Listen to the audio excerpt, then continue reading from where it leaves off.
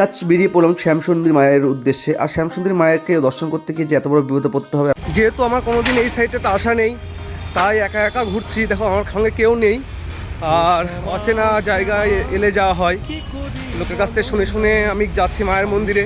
তো তোমরাও থাকো পাশে। তাহলে 1 ঘন্টা পর আমি খুঁজে পেলাম শ্যামসুন্দরী মায়ের মন্দির, আর মন্দির সামনে এসে গেছি। আর প্রচণ্ড ভিড় আছে। আমি উচ্চকর অবস্থাটা একবার দেখো খালি, আমার পুরো ঘেমে শেষ হয়ে গেছে। আমি স্যার মায়া খুব চকলেট খেতে ভালোবাসে, তার জন্য মায়ের জন্য একটু চকলেট নিয়ে নিলাম, চকলেট আর 2টো গোলাপ ফুল নিয়ে নিলাম। ঢোকার পর দেখি অনেক ভক্তের ভিড় আছে আর প্রচণ্ড লাইন পড়েছে, তাই আমিও দাঁড়িয়ে পড়লাম লাইনে। এর পাশে রয়েছে ভৈরবের মন্দির, আর এই যে ভৈরব, আর মায়ের মন্দিরের সঙ্গেই রয়েছে নৃসিংহদেবের মূর্তি।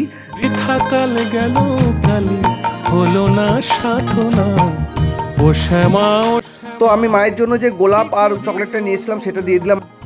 মায়ের কাছে চলে এসেছি। 1 ঘন্টা রাস্তা ঘোরার পরে আমি মায়ের মন্দির পেয়েছি, আর অবশেষে মাকে দর্শন করছি, আর তোমাদেরকে দর্শন করার সুযোগ করে দিচ্ছি। দেখো মাকে এখানে কেমন লাগছে দেখতে।